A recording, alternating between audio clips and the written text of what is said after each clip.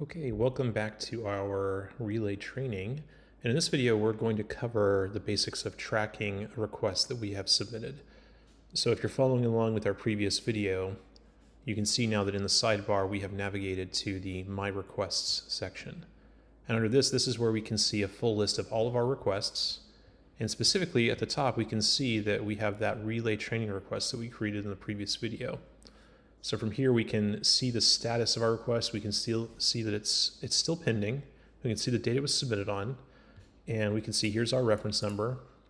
And we also have, if we look at the top bar here, the menu bar here for the table, we have a button here that's what we call a column selector.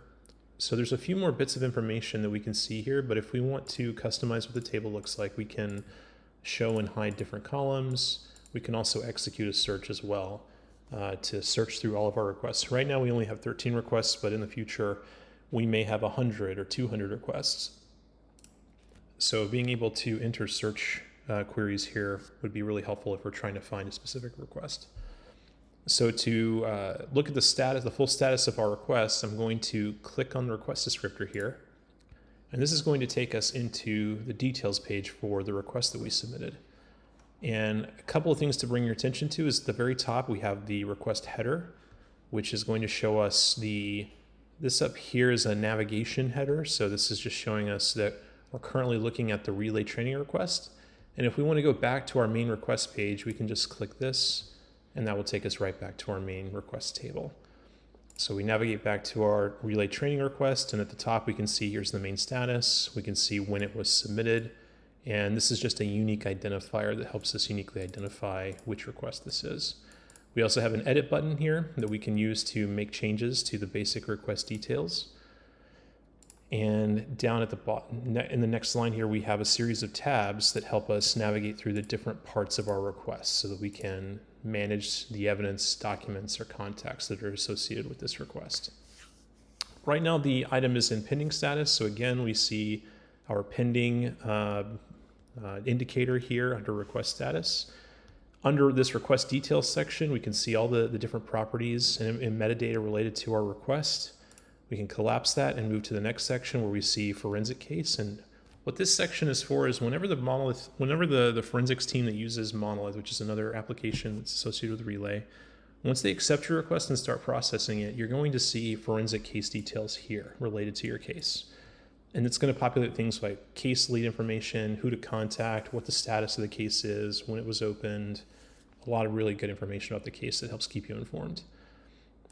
At the bottom, we have comments. So this is where you can, with the request, you can communicate with the forensics team as they're processing it. So we can do things like type a message. Here is a message. We can submit that by clicking the comment button, and that's going to leave a message. And that's also going to send a notification email out to all the parties related to this request so that they can see and be notified that you've sent a message. You can also use the @ symbol to specifically mention a person in the comment. And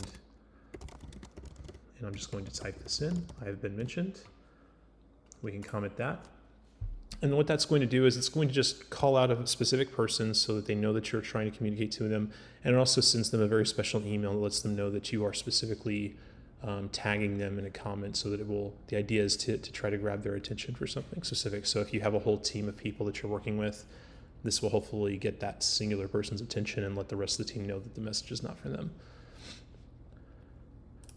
Right now, if we navigate through the rest of our request, we can see that we have things like here's our evidence section. We can still add new evidence items if we want. We can see all the details and properties of the different evidence items we have submitted.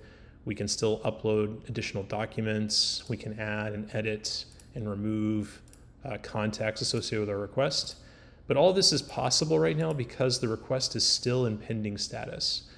Once the request changes to accepted status and has a forensic case associated with it, the request will move into read-only mode and will basically lock down all the editing features. And the reason for that is because we want the forensic team to know that the information they're working with hasn't changed once they start working on the case. So up until the request status turns to accepted, you will be able to continue to make changes and updates to your request. So what we'll do is we'll go ahead and convert this status to a different status to show the different states that the request might be in. So we're going to assume this gets declined.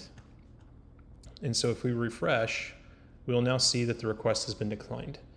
And this is where you will usually start a conversation with the forensic team to find out why it was declined and find out what you need to do to get the request accepted. Once this status is changed by the forensic team, you will be notified by email, so you will know that this has in fact changed. We'll go ahead and move into the accepted status now so you can see what that looks like. And once it's been accepted, we'll go ahead and refresh here. And again, you'll get an email notification letting you know that it's been accepted, but once it has, you'll then see the status indicator change to accepted. And you'll also notice that now that it's accepted, we've lost our edit button. We can no longer add evidence items, we can no longer add documents, and we can no longer add contacts. So if we look at the rest of our case request details, we now see that the forensic case info has been populated with information. So we can see the case name that they've provided, which they still kept our request name, relay training request. We can see their case number. This is their forensic case number. We can see the forensic case lead that's been assigned, so we know who to contact about our request. And then we see the case status in progress, just so that we can follow along with what's the status of the case as it moves along the pipeline. If we go into our evidence details, we can see that we now have a progress bar that's listed here for the evidence item, and it gives us an indication of basically how far along is this item in the pipeline for the forensic team. Right now you can see that it's currently in pending status. This can change from time to time, and just to demonstrate, I'll change the status of this item. And if I refresh this, you can see now it's in the acquisition stage. And this progress bar here will give you a general indication as to how far along. So we can see right now it's about halfway through the process at the forensics lab. And we can see information here. And if we click on View Item, it's going to take us to a special evidence details page where, as the forensic team enters more and more details about this item and completes more and more information about it, we're going to see information display here for the item. So for example, if evidence photos are uploaded for this, and I will add an evidence photo now.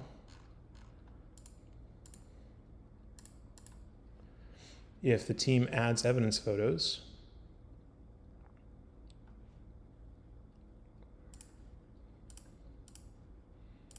those evidence photos will appear here. And you can see here's our evidence photo here. We can click to open, and that will give us a full view of the item so that we can see what the item looks like once the team has processed it. We also have chain of custody records here as well that will appear if chain of custody has been taken. And there will even be an option that lets you export chain of custody records for yourself if you'd like them. And if we move along, we can still see we have our documents list and we have our contacts list as well. This information generally will stay the same throughout the course of the request, but the main thing to pay attention to will be this. So if you have several evidence items, you'll be able to quickly see the progress of each item in the table. You can view each individual item to see more detail. You can see and download evidence photos as the forensic team processes the information. And then you also will have chain of custody records. So if you need that information, it's here. And the idea is that you are staying relatively informed about the process of your evidence so that you know what's happening with it. So that is the basics of managing a relay request. Hopefully this has been informative, and thanks for joining, and we'll see you in the next video.